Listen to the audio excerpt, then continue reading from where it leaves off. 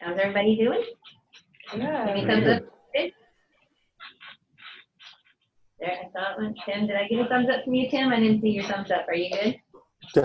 That was Wanna his make sure. injured thumb too, wasn't it? Yeah. Shoulder. That's right. Yeah, it's the injured side. Yeah. Tonight, we are going to be talking about First Kings. And we started talking about the first kings last week, actually, the first kings. Mm-hmm. Who was the first king? Anybody remember? Saul. Saul. And who came after Saul? David. Yeah. And do you remember at the end of 2 Samuel that Susan was teaching us, David was getting on up in years, and but mostly that 2 Samuel covered his reign as the king of Israel. And so that kind of left us set up and ready to go into First Kings. First Kings, like Samuel, First and Second Kings are actually one book. The reason they're divided into two is because it was too long to fit on a scroll. So that's why we have First Kings and Second Kings. But it's actually one continual story if you go from beginning to end. And we're still just going to cover one book at a time because there's a lot of material in there. So the book gets its name because it's the story of kings, right? We've talked about eras. Remember the 12 eras of the Bible? Anybody tell me what the first era is?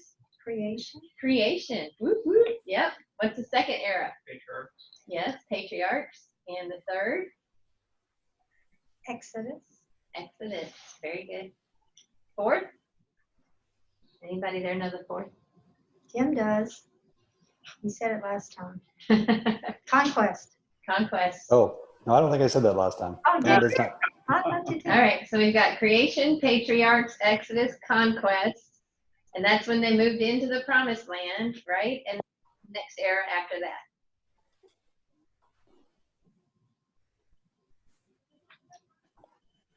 The next era after that is Judges. They could be the one answer. Yeah, I was going to say Kings. I always forget the Judges. Yeah. Okay, well then what's the next one after Judges? Kings. Thank you. Go, Tim! Yeah. So it's the kingdom era. Yes, so that's what we're talking about tonight.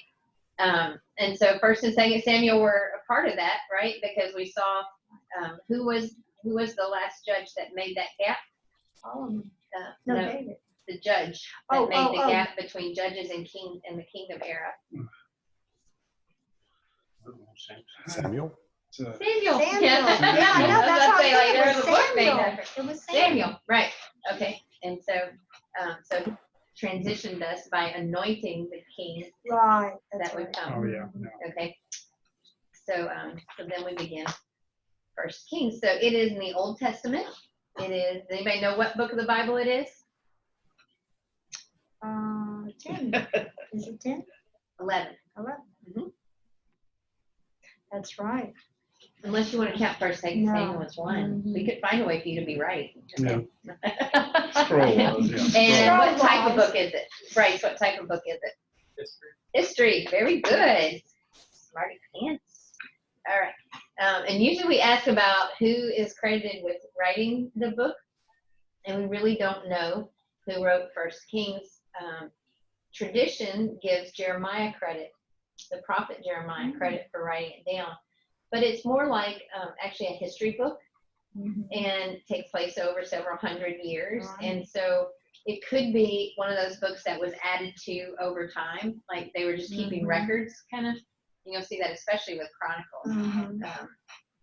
So it is the record of the kings and what they did.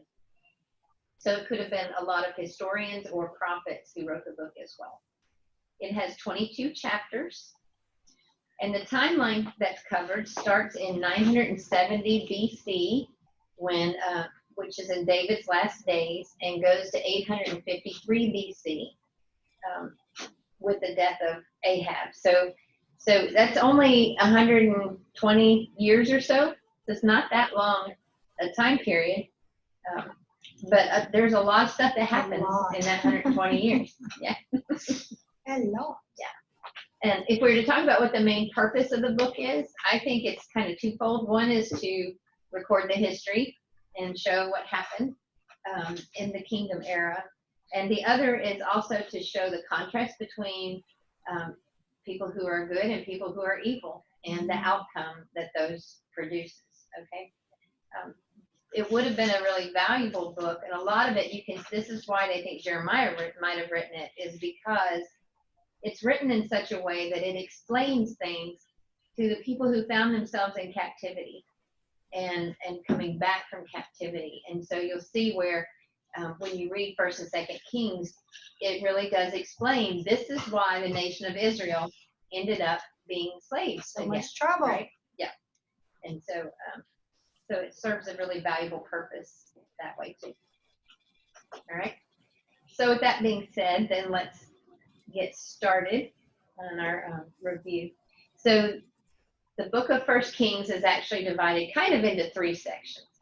The first section is the United Kingdom, not like the UK, okay, like a United Kingdom, okay. And then the second part is the divided kingdom. And then within there, you have the last few books that are dedicated to the prophet Elijah.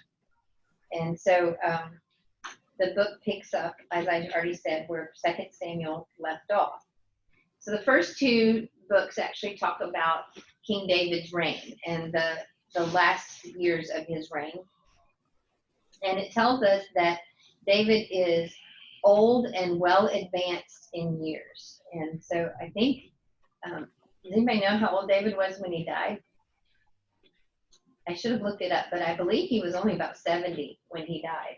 Oh, really? Anybody, does that put anybody else here in old or advanced years? I'm getting there. Heading that way. Yeah. I'm leaving. Yes. But David lived a hard life, so it was a hard Totally 70 different. years. Yeah. Yeah. And David had a lot of children. Does anybody want to guess how many children David had? Hundreds. No. Seems like it. He had so many wives. Yeah. At least 21 children that we know of, and not all of those are named.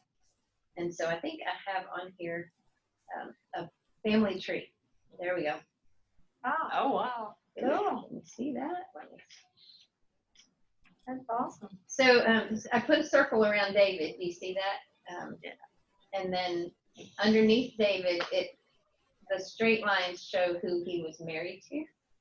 This is nephews. I don't know. So it starts with his brothers and sisters, and then his nephews. And then this line down here is who he married. So do you remember Michal was the daughter of Saul? No children. Yeah, they didn't have any children.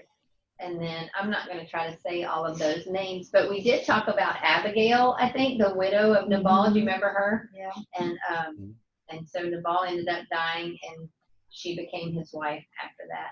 And then there's the other ones. Here's Bathsheba is there. And then I like this category, other wives and concubines. Okay.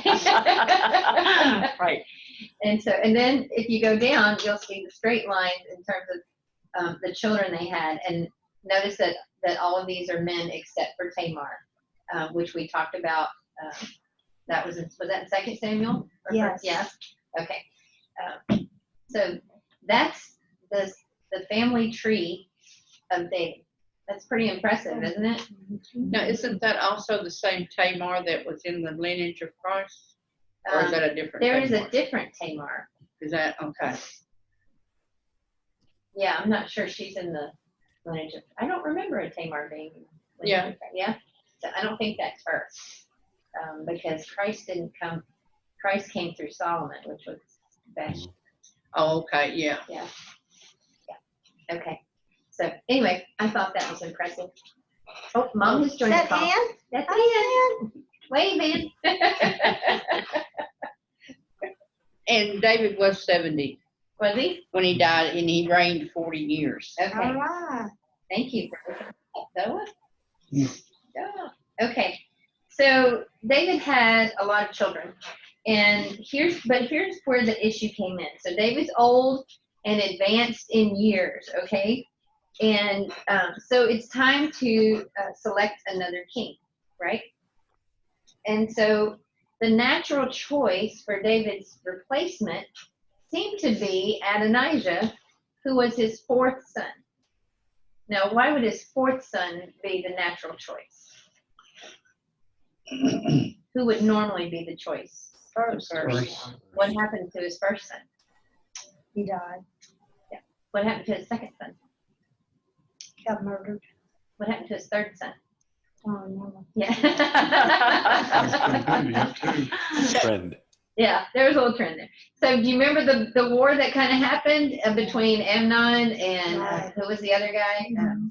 Absalom? Yeah. Yeah, and so they ended up both dead. And in between Yeah. them was the son named Daniel that we'd only know about from Chronicles. He's only mentioned in Right. Chronicles. Okay. So the assumption is he probably died as a child because there's nothing recorded Nothing about him. about So that makes Adonijah child number 4. it. Oh, okay. All right. And Adonijah thought that he was going to be the next king, Sure. right? Why not? But who did God say was going to be the next king? Anybody remember? Solomon. Solomon. Yeah. Talk about setting you up for some sibling rivalry, right? Mhm. That'd be like if we chose Nathan to be the next king and Bryce would be like going, hello, Mhm. I'm much better at karate than he is. I should be the king. And Mhm. Nathan be going, but I like to be king, right? Yeah. Yep. So we had a little sibling rivalry that broke out then. So Adonijah, though, decided to anoint himself king, okay, and he recruited Joab, who had been the military commander under David, and Abiathar, the priest. And he had a party and invited all the other sons except Solomon, and he didn't invite Nathan the prophet either. And so then he had himself anointed as king. So this was a little problem, right? And so then what happened is Solomon's mom, who's Solomon's mom? Bathsheba. Yeah. Sheba.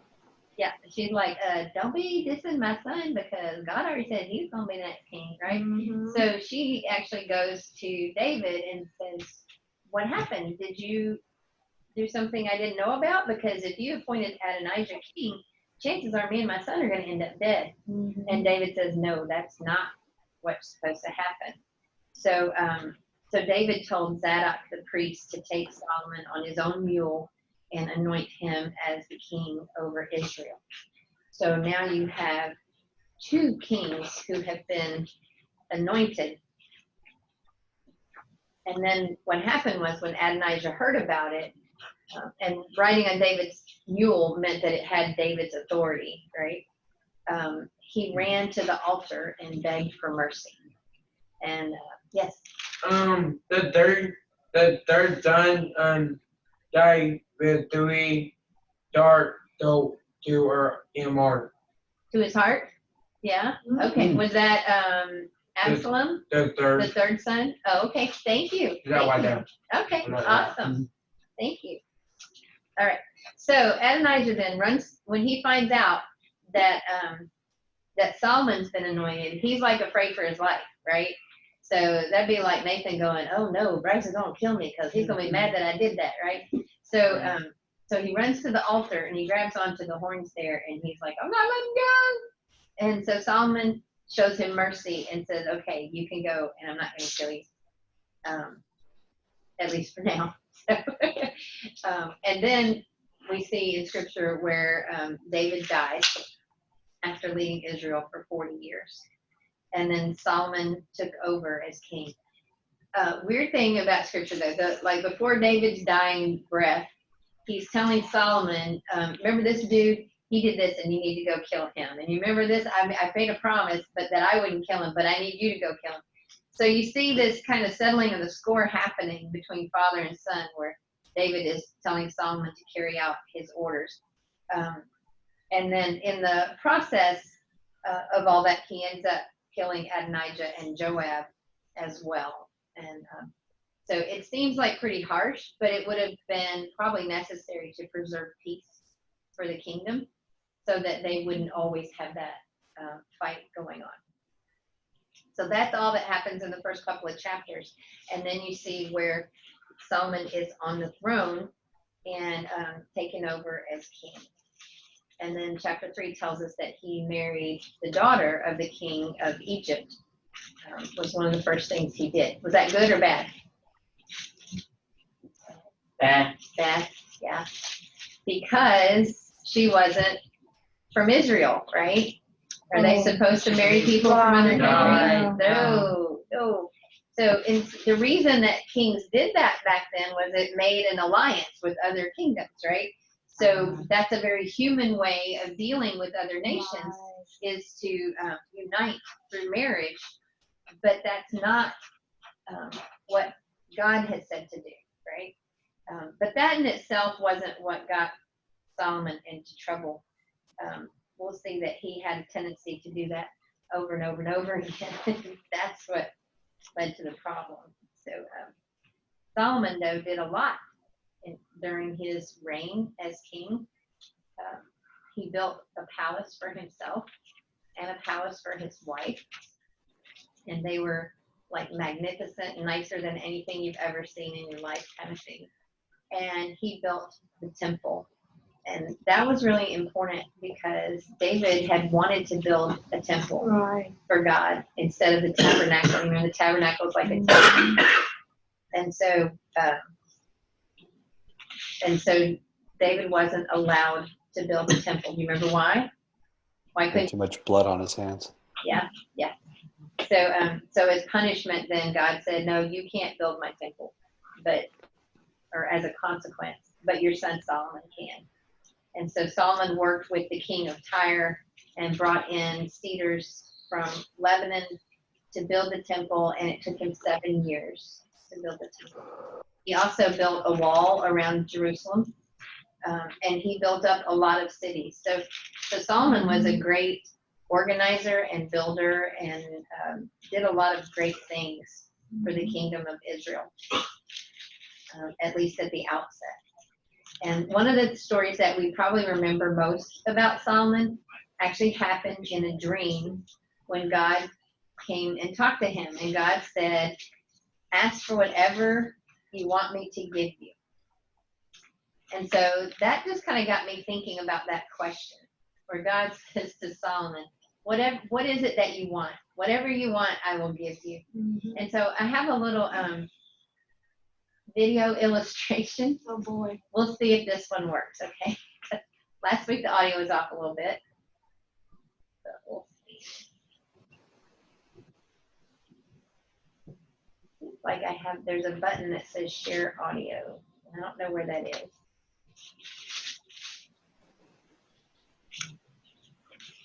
Here we go.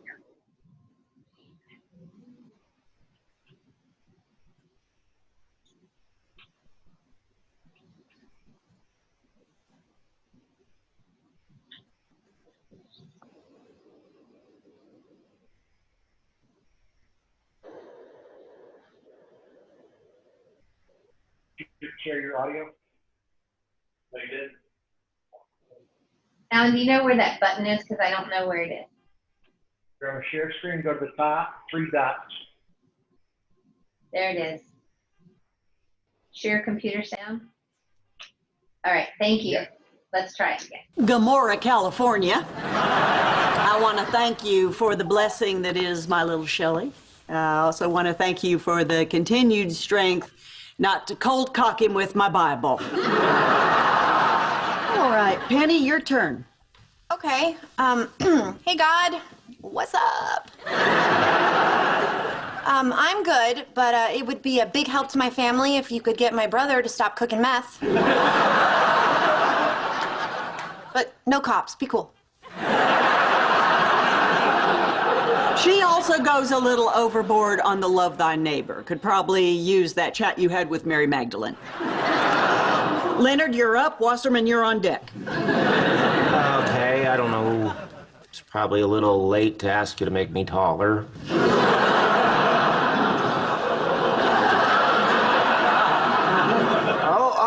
If you could help out with me and my girlfriend, she's all the way in India, that would be great. Hear that, girl? Trouble.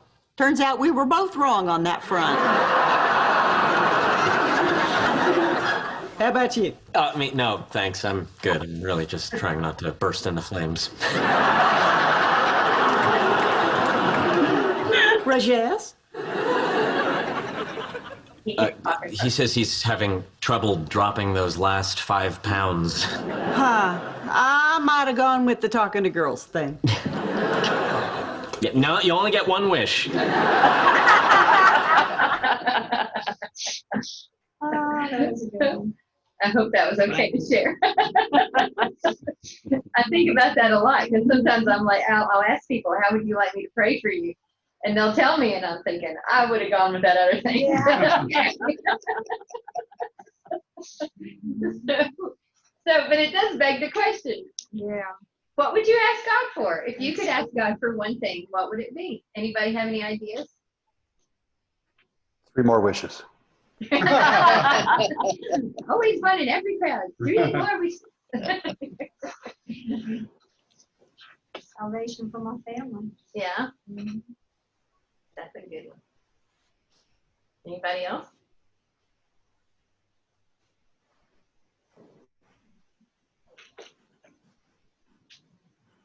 I might ask for Jesus to come back. That's a good one. Yeah. Like, I know he's coming back, but Sooner. I'm ready. Yeah. The date. Huh? You want to set the date. Oh. Yeah. If I knew the date, I could plan accordingly. There'll be a banquet. Yeah, there you go. What about you guys? Anything? What would you ask God for? Just keep me connected and keep on going, and he can come on down. Yeah. Yeah.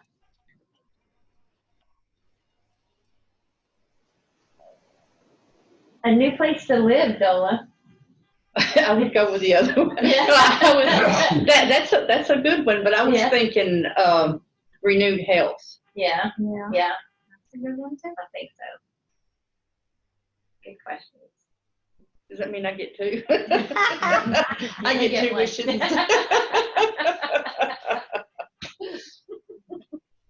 So what did Solomon ask God for? Wisdom. Wisdom. That wasn't on my list. Was that your list? Nobody here said that. Wow. But that's what Solomon asked for. And did God give it to him? Yeah. Yes. Yes. Solomon's been known as the wisest man who ever lived. All right. And But how many wives did he have? yeah, well, we're gonna get there. Yeah. More than Yeah. David. Okay, but let me read God's response. Okay. So he asked for a discerning heart to govern your people and to distinguish between right and wrong. And the Lord was pleased that Solomon had asked this. So God said to him, since you have asked for this, and not for long life or wealth for yourself, nor have you asked for the death of your enemies, but for discernment in administering justice, I will do what you have asked. I will give you a wise and discerning heart, so that there will never have been anyone like you, nor will there ever be. Moreover, I will give you what you have not asked for, both riches and honor, so that in your lifetime you will have no equal among kings. And if you walk in my ways and obey my statutes and commands, as David your father did, I will give you a long life. That's a pretty good response, isn't it? Mm-hmm. So he asked for wisdom, and God said, okay, I'm going to give you wisdom, but because your request was humble, I'm going to give you fame and wealth and a long life and all of these other things too. A long life if you walk in my ways. And so that's a pretty important exchange there. And you see Solomon using that wisdom as he goes on to govern the kingdom of Israel. So he did things like set up regions with governors and districts and a manager and these kind of things. And he sets out bringing order to the kingdom. And then we also see a story that's an example of Solomon's wisdom when 2 women came in to see him and they were fighting over who a child belonged to. Does anybody remember that story and how Solomon resolved it? Greg, do you remember? Oh, I just remember, I think he said to, cut the child in half and give each one a half. And then the real mother said, yeah, go ahead and let the one who isn't the mother have the baby. And they go, no, you're the real mother. Yeah. That was pretty smart, wasn't it? Mhm. Mhm. Yeah. So I think that's provided for us there in the end of chapter 3 as an example of, here's an example of the kind of wisdom that God gave him. It was a common sense test of love, wasn't it? And we actually see in chapter 4 a summary of his wisdom. Can I get someone to read 4 verses 29 through 33? Anybody feel like reading?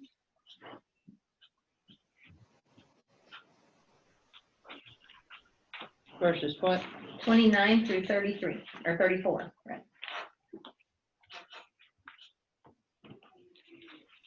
I've got it if no one else does. Okay, go for it. God gave Solomon wisdom and very great insight, and a breadth of understanding as measureless as the sand on the seashore. Solomon's wisdom was greater than the wisdom of all the people of the East, and greater than all the wisdom of Egypt. He was wiser than anyone else, including Ethan the Ezrahite, wiser than Heman, Kalkok, and Darda, the sons of Mahal, and his fame spread to all the surrounding nations. He spoke 3,000 proverbs, and his songs numbered 1,005. He spoke about plant life, from the cedar of Lebanon to the hyssop that grows out of walls. He also spoke about animals and birds, reptiles, and fish. From all nations, people came to listen to Solomon's wisdom, sent by all the kings of the world who had heard of his wisdom. Awesome. Thank you. So how cool is it that he wasn't just wise in terms of how to rule the people, but he knew about plants and animals too? So Solomon would have been like a scientist. Yeah. Yeah. Very cool. So in his lifetime, Solomon accomplished a lot. And probably his greatest accomplishment was building the temple and bringing the Ark of the Covenant into it again. And then if we skip ahead a bit, we see that God appears to him again. So God appeared to him in the dream the first time when he asked him what he would wish for. And then he appears to him again, chapter 9. And this is verses 3 through 9. Somebody want to read that for me? The Lord said to him, I have heard the prayer and plea you have made before me. I have consecrated this temple which you have built by putting my name there forever. My eyes and my heart will always be there. As for you, if you walk before me in integrity of heart and uprightness, as David your father did, and do all I command and observe my decrees and laws, I will establish your royal throne over Israel forever, as I promised David your father, when I said, you shall never fail to have a man on the throne of Israel. But if you or your sons turn away from me and do not observe the commands and decrees I have given you, and go off to serve other gods and worship them, then I will cut off Israel from the land I have given them, and will reject this temple I have consecrated for my name. Israel will then become a byword and an object of ridicule among all peoples. And though this temple is now imposing, all who pass by will be appalled and will scoff and say, why has the Lord done such a thing to this land and to this temple? People will answer, because they have forsaken the Lord their God, who brought their fathers out of Egypt, and have embraced other gods, worshiping and serving them. This is why the Lord brought all this disaster on them. Thank you. So that's a little bit of foreshadowing.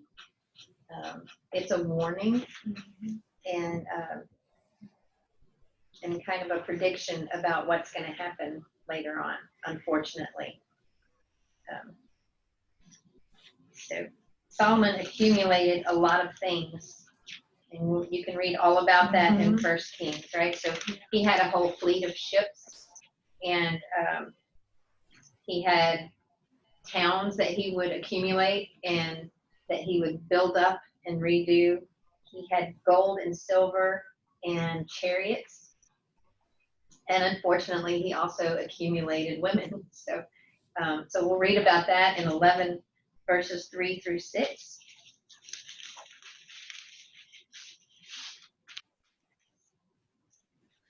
It says he had 700 wives of royal birth and 300 concubines, and his wives led him astray. As Solomon grew old, his wives turned his heart after other gods, and his heart was not wholly devoted to the Lord his God, as the heart of David his father had been. He followed Ashtoreth, the goddess of the Sidonians, and Molech, the detestable god of the Ammonites. So Solomon did evil in the eyes of the Lord. He did not follow the Lord completely as his father had done. That's kind of a sad ending to Solomon, isn't it? He started with so much promise and so much wisdom, but wisdom couldn't overcome his desire to accumulate wives and to disregard God's law in terms of not intermarrying. And I have to say it, don't you see that? You ever see that in Christianity today? You know, the Christian has no business dating someone who's not a Christian. And why is that? Because it'll turn them away if they're not fully grounded. Yes, because it will pull them away from God. And I've seen that personally happen a lot. And so it's not that God doesn't care about other people, and it's not that other people can't be nice, but when you are especially united with someone, then your priorities should be the same. And as the people of God, our priority is to be God every time. He gets number one. And so it's really hard to share your life with somebody who doesn't share that priority. And so so that was the one area where Solomon lacked wisdom, I think. All right. Because of his disobedience, God said that he would tear the kingdom away from Solomon's family and leave him with just one tribe to lead. So as Solomon is ending the days of his life, we see another rivalry taking place. And it says in chapter 11 that he reigned over Israel for 40 years. So David had led Israel for 40 years, and Solomon led Israel for 40 years. And those were both 40-year time periods of growth and stability and victory. Not always, because David certainly had his ups and downs, but by and large they were good kings and good for the kingdom as well. But then when it was time for Solomon to go, who do you think should be the next king? His son. His son, Rehoboam, right? So that makes sense that Solomon's son, Rehoboam, would be the next king. Not everybody agreed, though, right? And actually, God told Jeroboam that through a prophet that he would actually be leading the king over 10 of the tribes of Israel. So how many tribes were there? 10. 12. There were 12 altogether. All right. And so God told Jeroboam that he was going to be king over 10 of them. And you'll see where he'll say, the Bible says that Rehoboam was going to be king over 1. And it's actually 2. It's Judah and Benjamin. Does anybody remember what happened to Benjamin? They just about wiped him out because of the woman who, I forgot, so they had the woman who they raped, whatever. Yeah. He cut up his daughter's body and sent it to the 12 tribes. Mm-hmm. And then they came back and pretty much wiped out Benjamin. Yeah. And then they allowed him to have some wives. Yeah, there's like 300 of them yeah. left, wasn't there? Yeah. Yep. Good, Greg. Woo! Great, Greg. Good memory. Yes. Okay. So the tribe of Benjamin was very, very small because it had almost been wiped out because of their own transgressions, right? Benjamin was located right next to Judah. So Benjamin actually becomes like a part of Judah for the rest of this era. And so and they are in the south of Israel. So, I think I have a map. Let me see. Not that one. All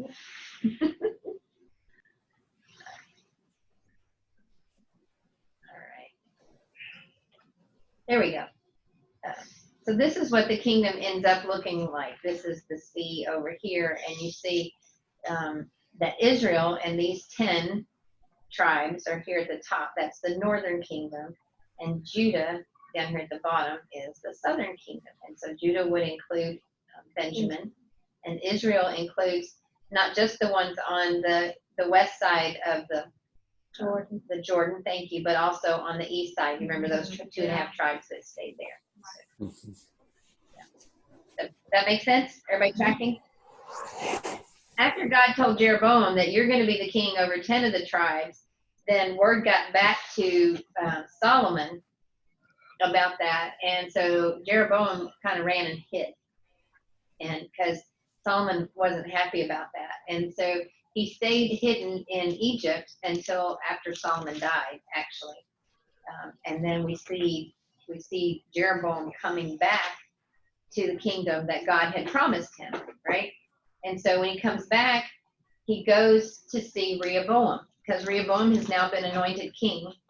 And so here comes Jeroboam, and he actually leads an assembly of people to go and talk to Jeroboam and ask for him to cut them some slack.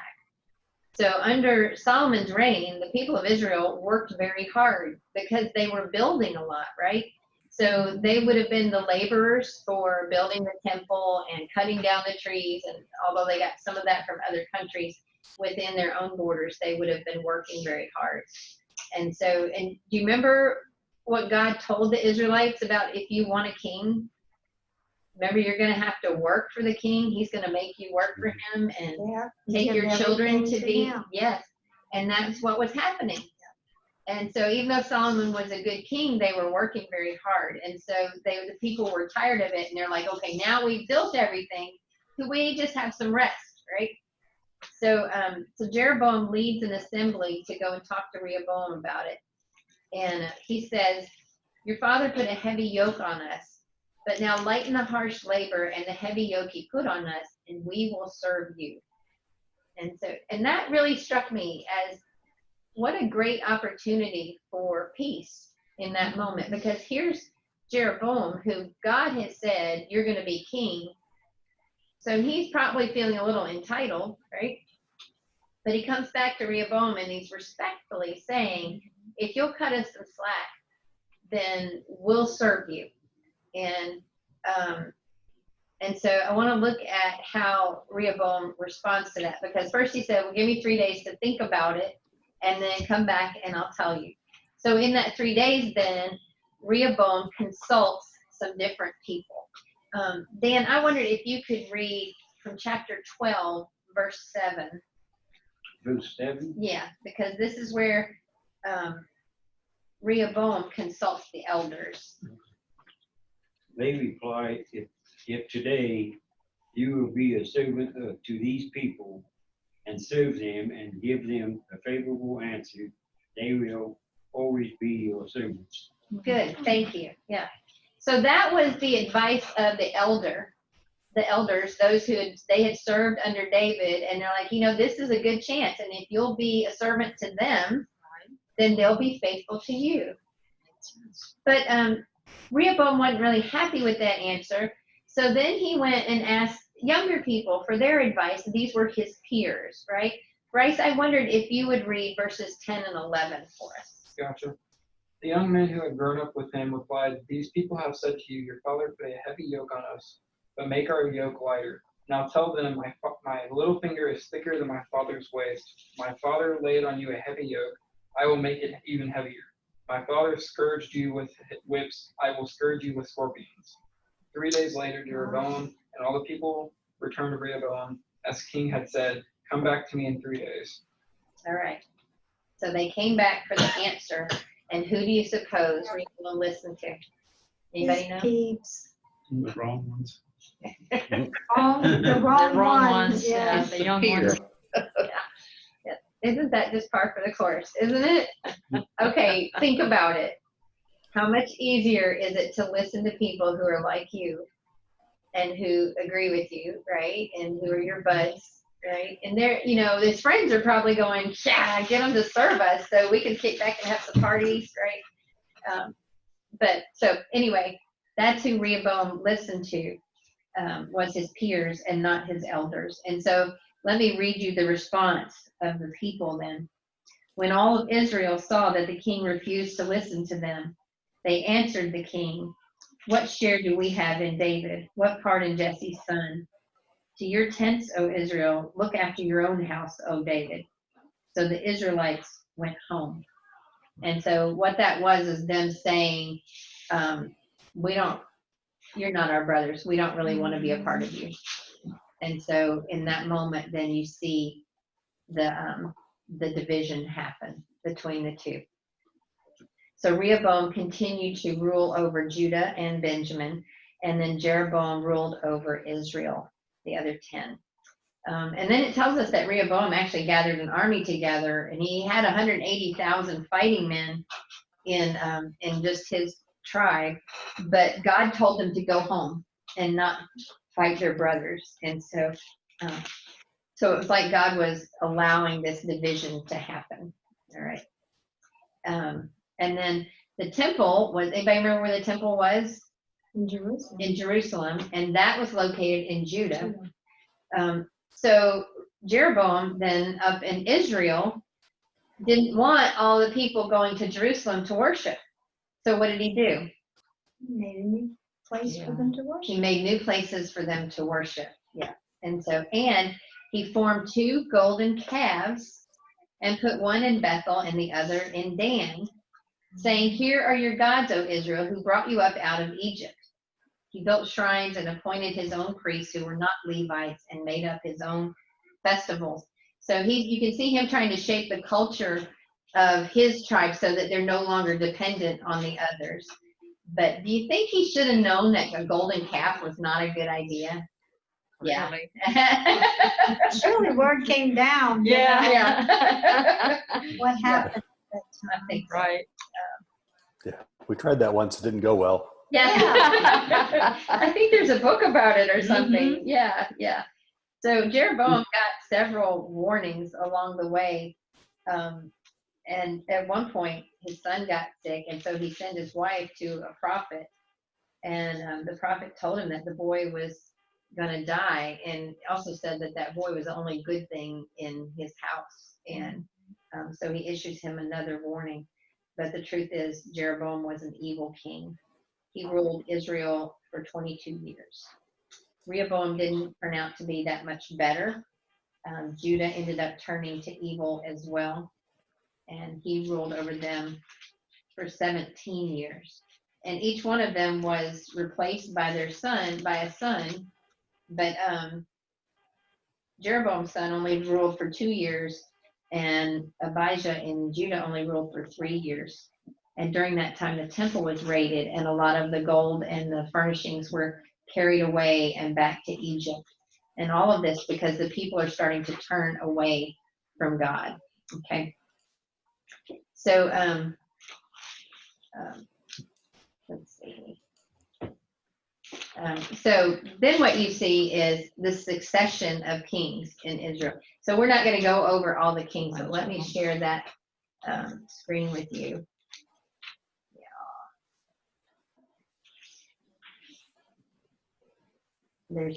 This is the chart, and I know it's too small for you guys to see.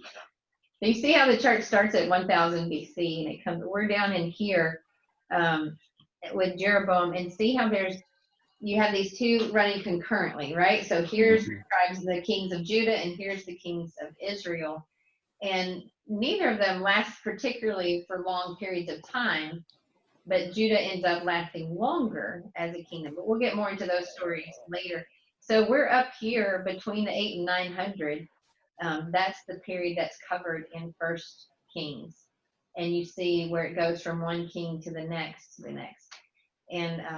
And the Bible describes each of these kings as either a good king or an evil king. Mm-hmm. And what you see in the northern kingdom in Israel is that most of those are evil kings. And in the southern kingdom, in Judah, they have some good kings. And so that's why they end up lasting longer than their relatives to the north. Okay. And so, so basically, that's the story of Kings, the first two sections, the united kingdom and a divided kingdom. And then as we move into chapter 17, that brings us to the story of a superhero, kind of a superhero prophet, I think. Anybody know his name? Elijah. Yeah. Elijah. I like this one, this graphic. Like, he looks like a superhero.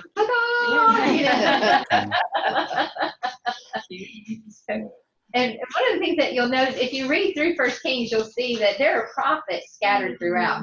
So even when the kings are evil, there's prophets there saying, but you need to do this, and but God said this, and God continually gave them opportunities to turn around and to be good and to choose the right ways. But they just got worse and worse. And the worst king they had was Ahab. And so it's interesting that First Kings starts out with the best king ever, which was David, and ends with the worst king ever, which was Ahab.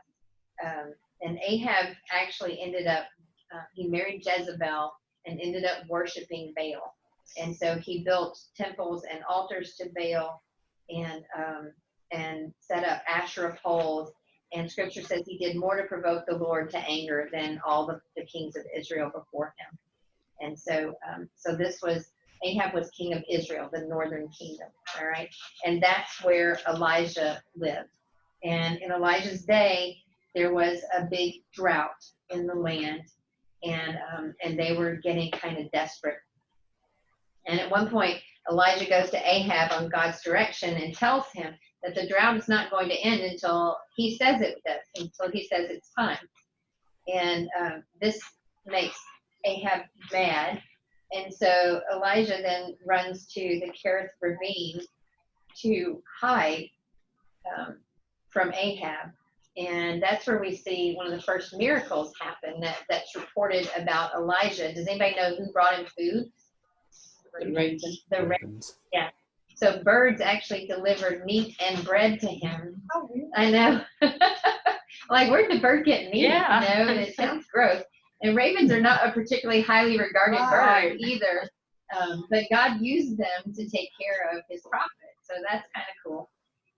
And then the brook eventually dried up where he was. So he went on and met a widow, and he asked the widow for food. Anybody remember what happened there? You do, Greg? Well, I kind of did, yeah. Did she have food? I guess she had a little bit, but not much. I think she shared it with him, but it was, he had like he told her to whatever, make him something. And then it just kept renewing, the bowl or whatever, kept having more flour or whatever. Yeah, very good. So they lived for a long time like that. Yeah, and the cool part was like she was getting ready to prepare their last meal. Like she said, I only have enough to make a loaf of bread for my son and I, and then we're going to eat it and then die, because she didn't have it anymore. They didn't have any more food. So drought doesn't just mean there's nothing to drink. It means the crops are not growing either. So they're starving to death. And Elijah says, take care of me first, and then I'll make sure. And so the oil and the flour never ran out. Very good, very good. And then her son gets really sick, so sick in fact that he stops breathing. And she's like really upset. Why did God send you here just to take my son away from me? And Elijah prays for him and lays on top of him, and the son comes back to life. And so that was the next miracle that we see from Elijah.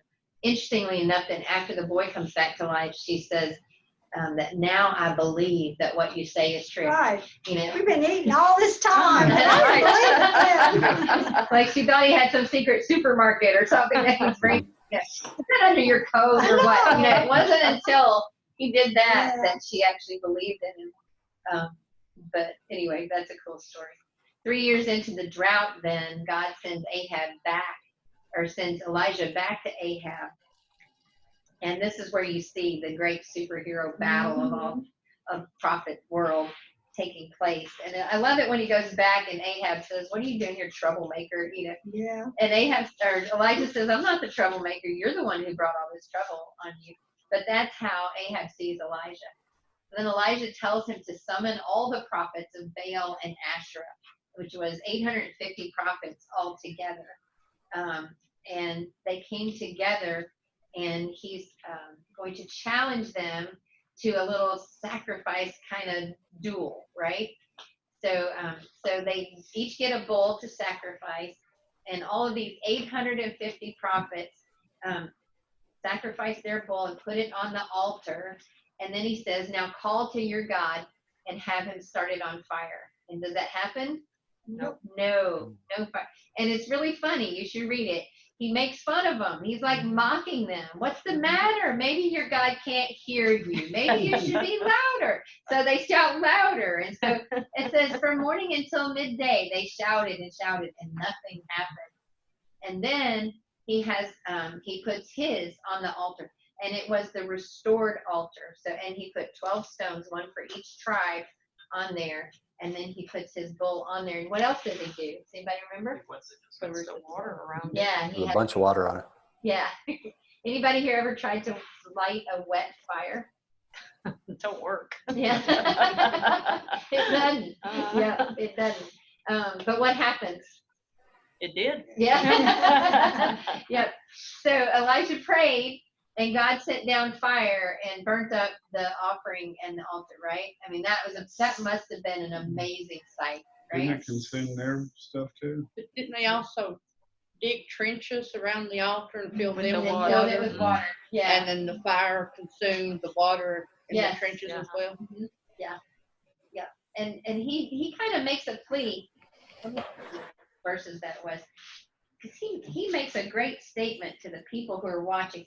And it wasn't just the prophets who were there, it was the people of Israel who were there too. And so in 18 verse 20, it says 21. yeah, is it 21? Mhm. Yeah, okay. Elijah went before the people and said, how long will you waver between two opinions? If the Lord is God, follow him. But if Baal is God, follow him. But the people said nothing. Then Elijah said to them, I'm the only one of the Lord's prophets left, but Baal has 450 prophets. That's when he started the challenge. And he's challenging them, choose a side. And they wouldn't. Israel would not choose a side between Baal and God. How far must they have fallen, really, to get to that place in 120 years, right? I mean, but if you even look at our country, how long does it take to move away from God? Maybe 2 generations? Not very long, does it? And that's what happened to Israel as well. So, so when he prayed for rain to come, it came. And then funny thing is, it made Jezebel mad, right? Jezebel was not a nice person, okay? She got really mad when she found out, because he ended up killing all the prophets along with that. And so she said, far be it from me if by tomorrow you don't have the same fate as they do. And so what was Elijah's response to Jezebel's threat? He told her she was gonna. He ran, didn't he? He ran away. He ran away like a little girl. Ah, right? He ran away and hid from Jezebel. He just killed 850 prophets of Baal. But he ran away when he was threatened. And that just blows my mind. And what I've learned from that and experience as a pastor is that sometimes when you come off of the greatest experiences with God, you're vulnerable to attack and to doubt and to weariness and all of those things. And so the lesson there is that we should stand our guard and remember what just happened, right? Surely there was nothing God wouldn't have done for Elijah. And yet he was frightened and ran away. And so bread and water appeared by his head as he was gone, and he woke up and ate. And it says that the Lord sustained him enough to travel for 40 days and 40 nights to Mount Sinai. So you remember Mount Sinai was away, not in the promised land. That was closer to Egypt. and he found a cave to sleep in. And we don't really have time to go over all of it, but the most amazing experience with God happens as God comes and talks to him. And he wasn't in the wind and he wasn't in the earthquake, but he was in a small whisper, right? And that's a beautiful story. And do you remember what God says to Elijah? If you had discipleship, you know I love this part of scripture. Go back the way you came. Go to the desert of Damascus. Is that it? Yeah, that's not what I'm talking about though. When he actually appears to him on the mountain and he says, what are you doing here? Oh, what are you doing? Yeah, what are you doing here? And Elijah's response is like, he's like the biggest whiner ever. I'm the only prophet left, you know, and everybody's trying to kill me and I don't know what to do next. You know? So he's like this really got this great whine going on about how everybody's picking on him and he's the only one left. But in the midst of that, God says, you're not the only one left. I have preserved it. Are you reading it, Susan? Is it 7,000 who have not bent their knee to Baal? Yeah. And so, Jen, you and I were talking about that today, about how God always preserves a remnant. And so there's Elijah feeling like he's the only one left. But God is saying, you're not the only one left. There is this remnant of thousands who are left who won't bend their knee to Baal. And so then he gives him instructions to go back, and he's going to appoint a new king and a new prophet, and Elijah's hope is renewed. And so after that, we see Elijah going to find Elisha. Not a little bit confusing, right? And so he finds Elisha and puts his coat over his shoulders, which is a way of signifying that Elisha will be taking his place as a prophet. And so so hope is around the corner. And then we see the end of First Kings, and Ahab and Jehoshaphat, who is the king of Judah at that time, both pass away. And that sets us up for Second Kings, right? So what do you see as some lessons we learned from this book of First Kings? I think there's a little bit of a carryover with, you know, the consequences thing. You know, you don't do what the Lord says, you're going to pay the consequences. And that's, yeah. Stay away from foreign women. That's right. Yeah. I think that's an important lesson. I wrote down, be careful who you listen to. Right? Oh, So you listen, like he could have listened to the wise elders or to his peers, and he listened to the wrong ones. Yeah.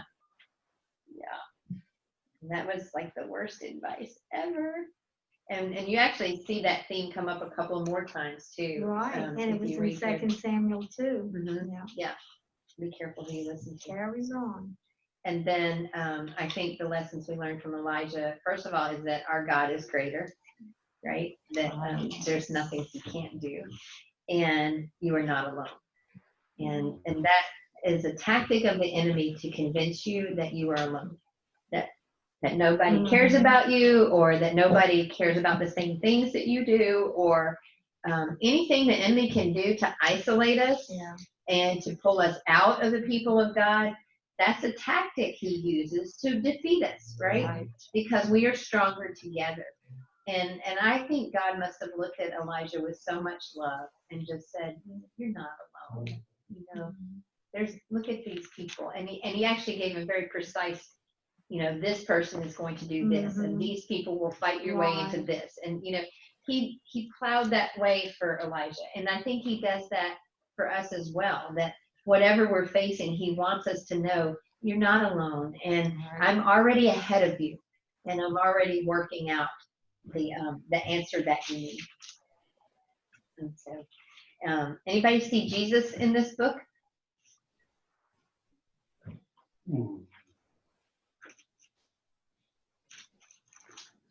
The wisdom of Solomon. Yeah, maybe so. Wisdom aspect. And that's in that promise of a king that will come from David's line is still there. Yeah. So even though God's protection is removed and they're not going to own the land, that promise is still there that someone from David's line will one day be king again. And so I think that's part of that too. Elijah, he's kind of like Jesus. Mhm. People even Yeah. asked, well, they asked John the Baptist. Or maybe they, anyway, Yeah. yeah, I mean, he raises people, one person from the dead. Yeah, And when he died, he was taken up into heaven. yeah. Like And that's I think in Second In Kings, Second right? So Kings. we'll see Okay. that next week. But Oh, yeah, I okay. think that's a great example. But the Yeah, food too, that lasted. yeah, yeah. Very cool. Any other thoughts or questions? Anybody think of what you'd ask God for? A lifetime supply of peanut M&Ms? A worthy request. Both of you guys were like, yeah, now that's